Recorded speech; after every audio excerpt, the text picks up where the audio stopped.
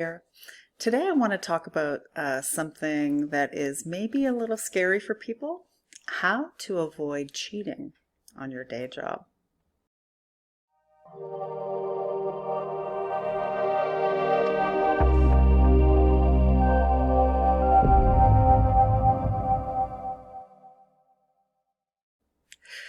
When I think of cheating on my day job as a teacher, I often think of my past history when when I very first started doing a side hustle, which for me was when right away when I was teaching.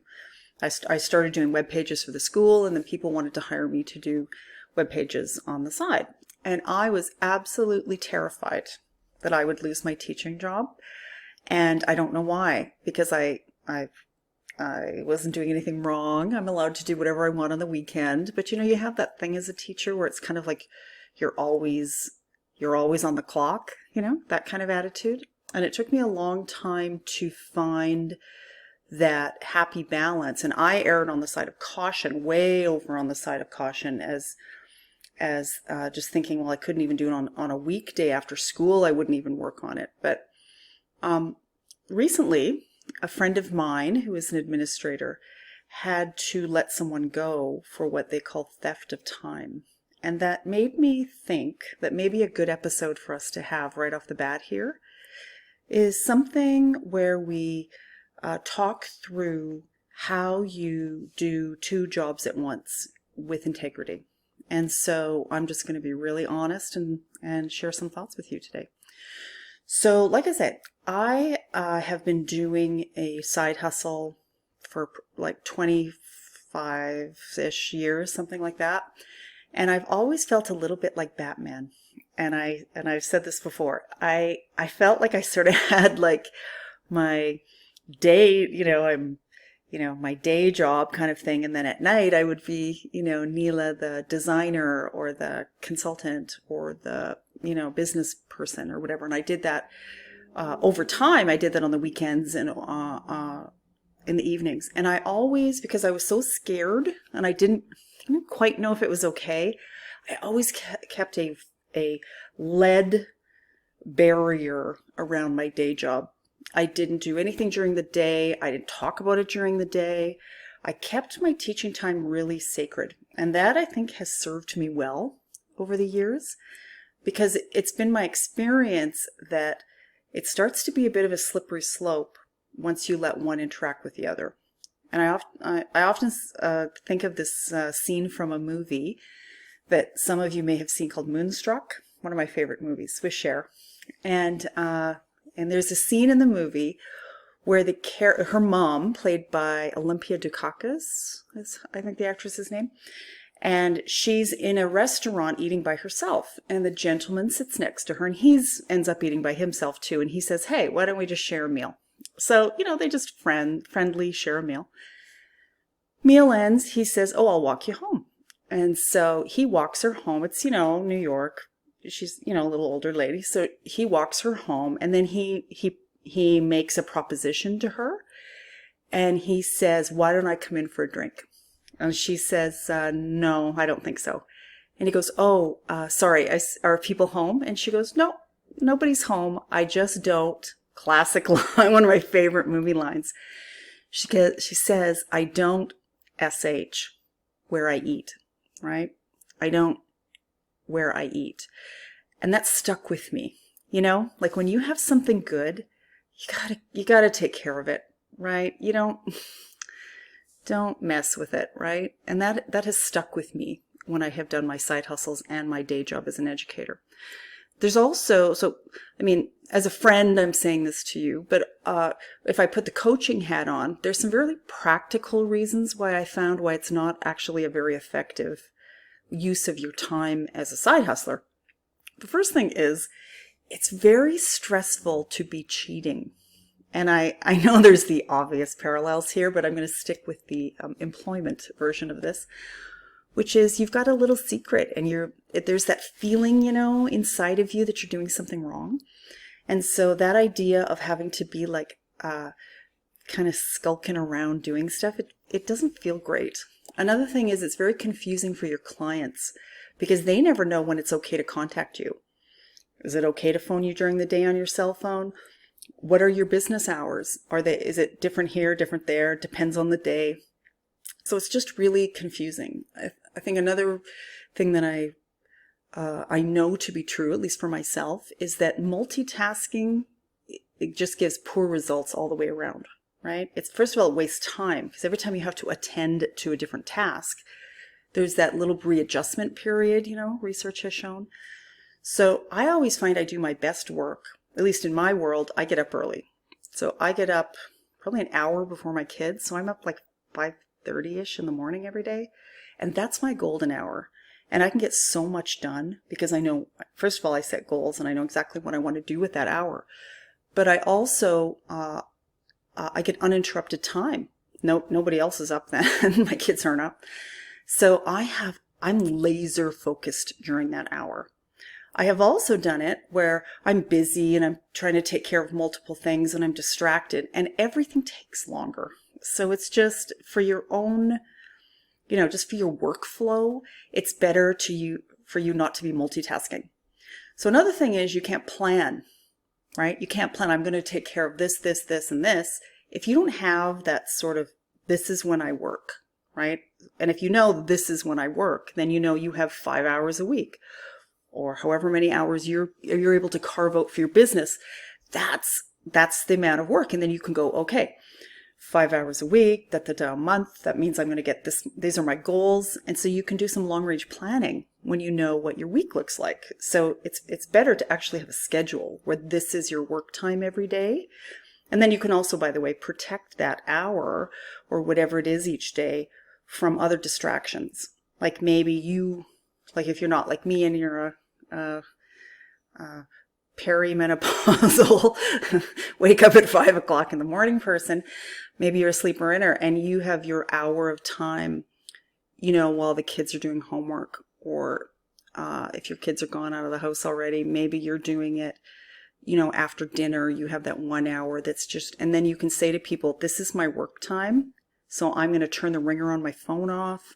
I'm not going to talk to my friends. I'm going to stay off social media. And then you carve out like work time, right? Because you've actually named it of when it is. I think the last, as far as like problem I see with multitasking, is that you can burn out really fast. If you are always working, take it from me, you will burn out.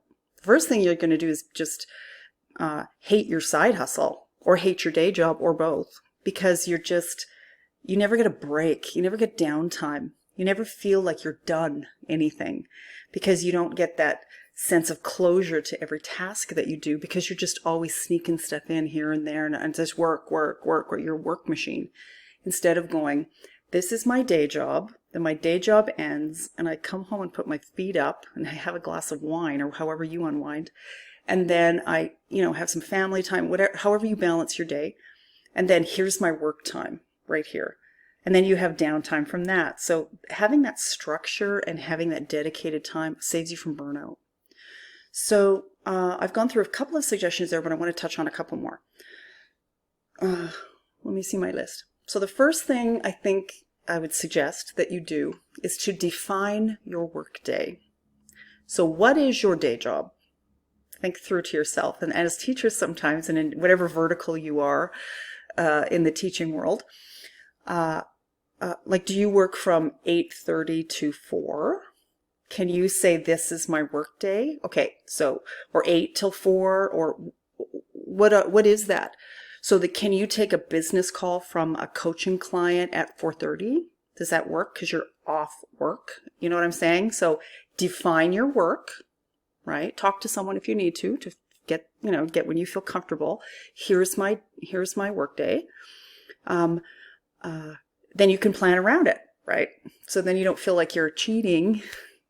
You can just honestly say, here's my work hours. Like if you book a coaching hour with me, it is around my work day.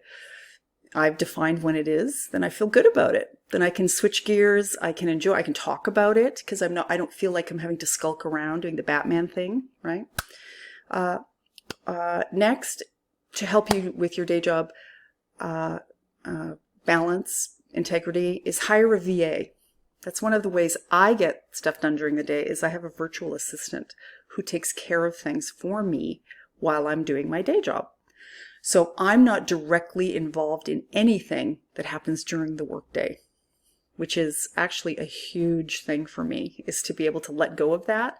And I can still have things happen. I have my VA does my social media, queues up new episodes in YouTube, on and on and on. So I don't do any of that. I pay them to do that. Now, obviously you have to have the money to be able to pay a VA, but they're pretty reasonable and you don't have to hire them full time. You can just say, you know what, I'm going to hire you 1 hour a week to start.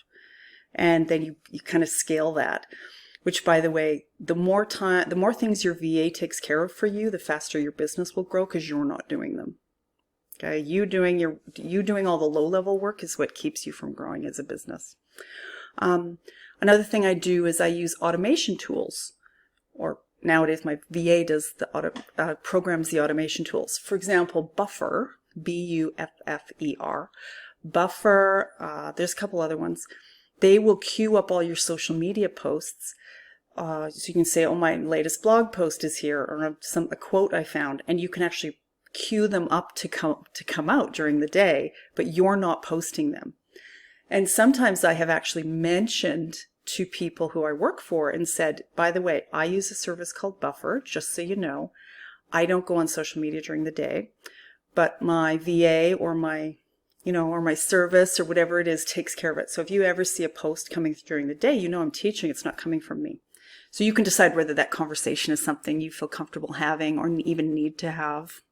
Obviously, I'll leave that up to you. Being efficient with both, being efficient with both times is maybe my last point in this. You know that during your work day, there's a lot of ways that day can look. You can chat away in your staff area at lunch. You can waste your prep time that you have doing all kinds of different stuff that is sort of like, is the bulletin board really like the number one thing? Or could you could you maximize your day if you wanted to be super efficient here? Could you maximize your day in a way that you can take off at whatever you decide closing time is in the day job? Let's say it's 4 o'clock. If you walk out the door at 4 o'clock, you're done. Maybe you're prepped for a couple of days because you were so efficient during the day that doesn't have to spill in. That just frees up your evening to do whatever. And the reverse is true with your side hustle. I don't sit there each day going, what am I going to do today? Maybe I'll go surf around on Instagram. Nuh-uh. I sit with my whiteboard, usually, I don't know, once a week maybe, and I go, okay, what has to happen this week?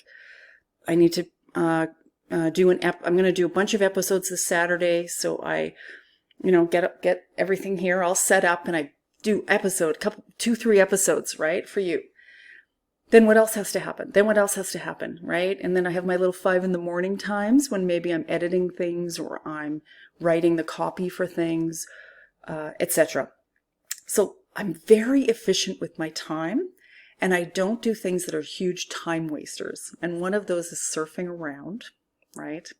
Surfing around and being on Facebook. Those are huge time wasters.